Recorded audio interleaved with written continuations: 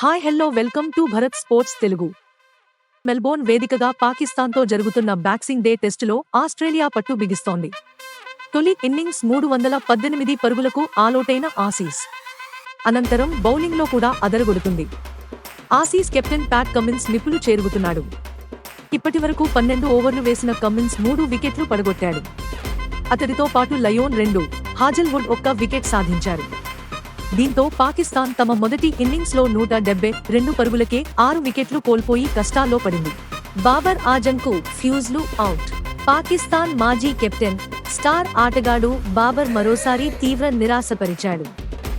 తొలి ఇన్నింగ్స్లో కేవలం సింగిల్ డిజిట్ స్కోర్కే బాబర్ పెవిలియన్కు చేరాడు. బాబర్ను ఓ అద్భుతమైన బంతితో కమిన్స్ క్లీన్ బౌల్ చేశాడు.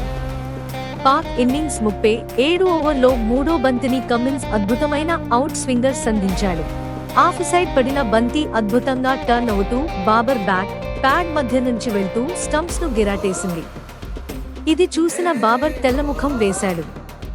చేసేది ఏమీ లేక కేవలం 1 పరుగుతో మైదానాన్ని వీడాడు. ఇందుకు సంబంధించిన వీడియో ప్రస్తుతం సోషల్ మీడియాలో వైరల్ గా మారింది. కాగా బాబర్ తొలి టెస్టులో కూడా విఫలమయ్యాడు. 2 ఇన్నింగ్స్లు కలిపి కేవలం 35 పరుగులు మాత్రమే చేశాడు. ఇలాంటి స్పోర్ట్స్ అప్డేట్స్ కోసం like, share, subscribe to Bharat sports Telugu.